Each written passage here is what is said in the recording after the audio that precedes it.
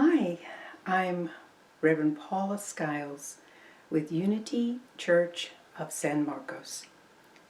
I'm just kind of wondering how you're doing on our spiritual Lenten journey. Are you releasing some bad habits, or maybe you decided to stop swearing for Lent?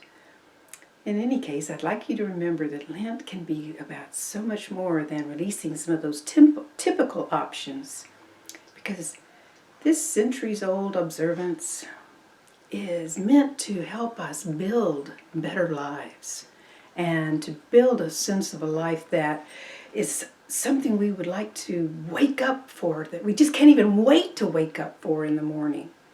And so, on that theme, my message is you be strong. And it's not an admonition, but a promise of when you and I get to recognize, hopefully by the end of this message, that we can become aware that just as Spirit has placed the lights in the universe, Spirit has birthed a light inside you and me, and that we can experience something more of life. And I hope that that is something you experience as well. So let's take a moment to hear from our Master Teacher about the light that you are and that I am in the kingdom of heaven, and how they are and what they are together. So join me. The kingdom of heaven is like 10 young women who took their lamps and went forth to meet a bridegroom. 5 of them were wise, 5 of them were foolish. You know, Jesus starts out this parable of the kingdom of heaven and what it's like. He kind of startles us with this storytelling, and it's kind of like he really wants us to listen and pay attention. And you can almost hear it in the cadence. 5 of them were wise, 5 of them were foolish. And you want to ever read Little Red Riding Hood or Jack and the Beanstalk? That's kind of what this is like. So, he spoke in parables. And it's important for you and I to remember who he was speaking to. He was speaking to the common, everyday person. And most of them didn't have a lot of education. And most of them couldn't read and write. So he used everyday things to give them a possibility to understand a spiritual concept. And it's important to know some of the history or the background of what was going on at that time in history. So let me think about this. It says, it's important to know that the Jewish people used numbers to represent certain things, like the number 10. The number 10 represented wholeness and a fullness of time. And so when you had 10 young women, the women representing feelings, and you have these 10 young women, they represent, and they symbolize, even to the people of that day, this the whole feeling nature of a person spiritually. And it's important to remember that they all had these weddings that were big deals back then. And no wedding was going to happen until all of the religious and financial agreements had been met. So no one ever knew when that wedding was going to be, right? Because weddings were so much different. All right. So Jesus talks about these young women going out to meet the bridegroom. Well, traditionally what would happen is, as the wedding is getting ready to proceed, then the young women that weren't married would go out and they would ululate. And that's kind of, maybe that's not what they sound like, but that's pretty close. And they would greet this person and walk them to the wedding reception where the wedding was going to be held. And in this, Jesus is like building an image for people that they can relate to. These are everyday types of things that didn't happen every day, but they were things they could understand. And so Jesus continues. Those who were foolish took their lamps, but took no oil with them. The wise took oil vessels along with their lamps. While the bridegroom was delayed, they all slumbered and slept. At midnight a cry went up, "Behold, the bridegroom comes, go out to meet him." Then all those young women arose and tended their lamps. And the foolish said to the wise, "Give us some of your oil, for our lamps have gone out." But the wise replied, "No, there is not enough for us and for you. So go to someone who sells oil and buy some for yourselves." Wow, here's where you and I might think this story takes a really odd turn, because what's wrong here? Isn't Jesus all about, community and sharing and love one another, right? All right, so again, he was teaching something. And so this idea that he wanted them to understand, he was using a common analogy, and people would know that in the middle of the night there was not going to be some place to go buy oil, but that if they didn't have it then, they weren't going to get it, even though we have them going off to find oil. All right. Consider this: weddings were word of mouth. That's how people received news, word of mouth, because they didn't have TVs, they certainly didn't have radios. We all know this, right? And so whatever was done, once those agreements had been made and finalized, then word of mouth said, "Okay, come, we're having a wedding." And then everybody had to just be ready to go, and they would all come together, and then they would go out and greet everybody. Much of the spiritual lore is of the Hebrew people is metaphor and analogies taken from their own lives and their own histories. And one of the spiritual concepts that they were familiar with and taught even as young people was the idea of spiritual mindfulness, which quite simply put is when you and I are connected to and aware of spirit in our lives, constantly connected and feeling that connection. And so their response to this would be they're thinking about this story, and they're hearing things like midnight, oh, and a wedding, oh, and they're relating it to what's going on in their own lives. So what about you? When he says the midnight has come and everybody's sleeping, what would that image bring for you? To me, it's when everything's really dark. If we didn't have street lamps, which they did not, unless the moon was out, and we don't know that it was, everything would be dark.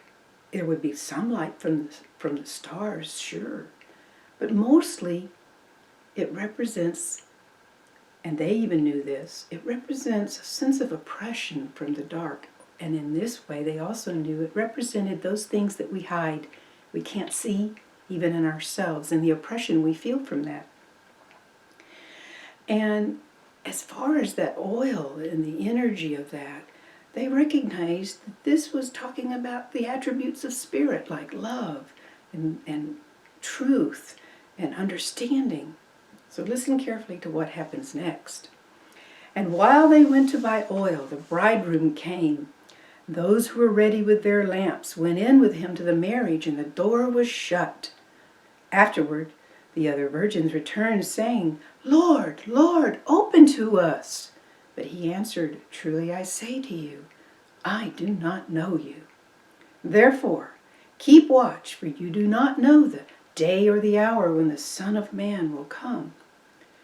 All right, so after this Twilight Zone type of ending that we have, maybe, some of us are probably going, what? Murmuring. I don't know about this, Well, believe me, a lot of the Hebrew people were kind of murmuring, and they had a habit of murmuring, as I recall in the Bible.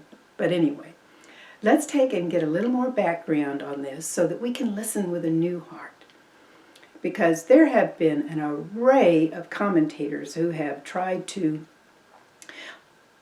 take this scene and say, what does this mean? And that kind of thing, down through the ages.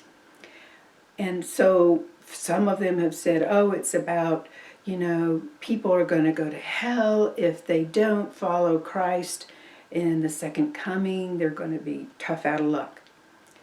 But honestly, think about it. Jesus' message was consistently about the life of you and I and how we live it here and now, and that heaven and earth wasn't about some time long away or even after death. It was about a state of mind of experiencing something that you and I can have right now in our lives. And heaven on earth was about the way that you and I have a relationship with Spirit. And so the kingdom of heaven that he was speaking out was about a mindset that you and I can build. And remember what I said about wanting to wake up, hardly waiting to wake up? That's what he's talking about, that kind of thing. So Jesus' parables include a lot of idioms. Now the Son of Man was not speaking of Jesus specifically. It literally meant everyone, everybody. And you and I have an idiom today that means pretty much the same thing. We've used the term Joe Blow. I'm sure you've heard it. Oh, Joe Blow, average Joe Blow. Well, that was exactly the kind of energy that was used for this. It wasn't speaking of Jesus. So let's continue on. All right, so since the wedding had been announced and everybody's there and all the agreements have been met, these individuals would be going. And he has been driving home this conclusion about carefully tending your lamp. And they get it. That in order for all the circumstances that come up in our life, we want something, our own light, to be able to glow through anything, whether we're asleep or awake. And I don't mean that like physically in bed asleep, but just asleep to whatever's going on around us. Have you ever driven in your car and you're a mile or 3 or more from wherever you started and you don't even know how you got there? You were asleep. Okay. So Jesus is talking about if you and I don't prepare ourselves, we'll completely miss the banquet. Good things are always happening in life. Always. They're always going on. But if you and I don't have prepared this oil, if you will, this extra oil, this extra fuel to burn the light and keep it going, then we will miss out on opportunities in life, and we don't need to. It's not a part of what is meant for us. The Buddhist monk and author Jerry Larkin talks about this, and she says, mindfulness is the surest path to happiness. And what she means is it's essential for you and I to live and develop this type of a mindset that is Christ in you, your hope of glory. And Paul said it, have this mind in you that was in Christ. If we weren't meant to or didn't have the capacity, Jesus wouldn't have talked about all this. And so spiritual awareness is what helps you be strong. It's a promise.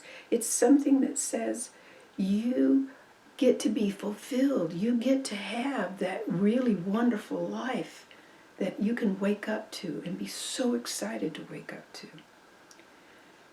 Now, all of these young women, that's what they started out with. They started out with oil in their lamps, right? They all had it. And yet, what happens?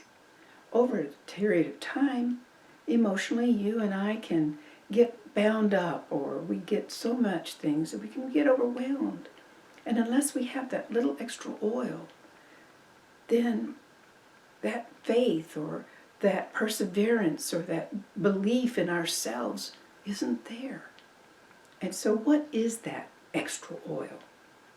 First of all, let's clarify that the oil that you and I have is that you and I are born, innately born, with the capacity to experience and to live as just as Jesus. He said, follow thou me, meaning we can become divine and human, fully divine. We can do that because that's how God created us. So life, living it now, and being mindful of living in that presence that is spirit is so much needed in order to create that extra oil. Because the light of wisdom that you and I shed upon our own inner reflections of what makes us be strong prepares us so that you can see who you are, truly whole, regardless of our issues that we look at and we are willing to reflect upon and inventory, that at the end of all that, all said and done, you and I are spiritual beings having an earthly experience, and nothing can take away from that.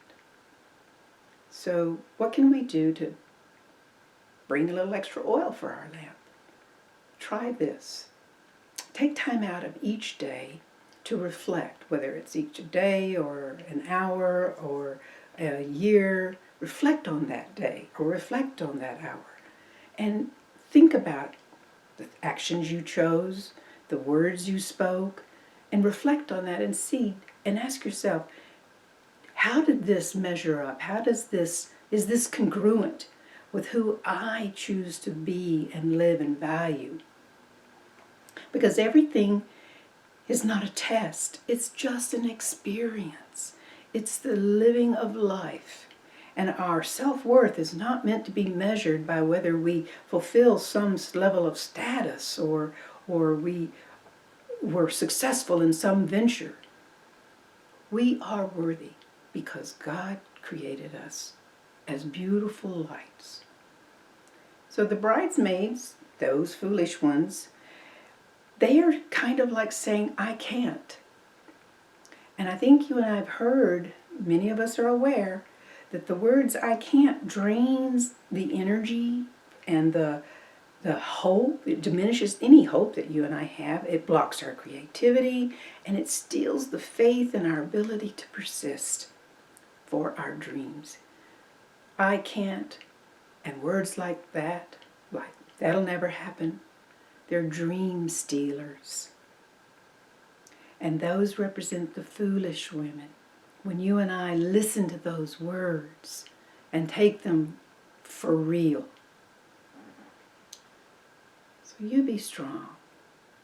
You be strong. Turn within and look and seek that way that you can prepare for that long night when you need that light and you might be asleep. Remove all the self-imposed limitations that yourself or someone else have imposed upon your own mind. And let your own faith, your ability to persist and to create something good in your life, come forward. Don't block it. The individuals who say that'll never happen, I can't, won't, and it won't happen for them. My sense is, if you can get beyond the disconnection to feeling that connection with spirits, not only do you get to prepare that extra oil that you will need for the long journey, not only for Lent, but for life, but you will never miss out on the banquet. You will get to go into that marriage where you combine your energies with that of spirit, and you become one with spirit. The bridegroom represents those qualities of being that are spirit. And that's a struggle worth engaging. That's something worth fighting for. And the next thing you might do to help build a little more oil, or buy more oil, as they say, is to ask yourself these questions of what if? What if I could cure cancer? What if I could run a 3-minute mile? What if I were to love first without expecting anything in return? How much oil do you think that might prepare and bring and add to your vessel? So, as I come to a close, I wonder, how are our lamps doing? Are they shining brightly? Are they glowing right now? And have you and I packed enough oil to carry us on the journey for what might come ahead? And are we ready? Are you and I ready to join the wedding party and to let the good that is always happening be a part of our own experience? Can you recognize that you are worthy of this and so much more? I hope you can, and I hope that that light that you are, the wisdom, the understanding, and the compassion, and the rapport, and the connection you have to not only the people you love, but to the people you have yet to come to love. I hope that they bring forth for you an awakening, that you become aware. Bless you, and may you know Spirit so much more fully. I invite you and encourage you to close your eyes for a moment as we close in prayer. Precious Spirit, my faith is buoyed and my spirit carries me so far forward with my dreams and my hopes. And sometimes, even if that dream feels far away, or that there's an obstacle that feels so huge to surmount, I know that you will help me to achieve that which feels impossible. Precious Spirit, help me through those feelings of discouragement when I believe more in the problem than in the possibilities. Precious Spirit, I acknowledge that in there are times when I need to rekindle belief in myself. I call upon you and the power that you live. You live in me, and you live my dreams with me and through me. And I will rely upon my faith, for it is a power to believe. And it lets me know that all that I can do, and that all that I set out to do, all of the unseen possibilities, I am open to receiving my good. And I accept my good now. And I thank you, Spirit, that this goes beyond a sense of optimism, but to a sense of knowing the better part of my life, and taking me away from fear, doubt. I understand that you have prepared a world of good, and I shall see it and allow it to become visible. Amen. Thank you for being with me.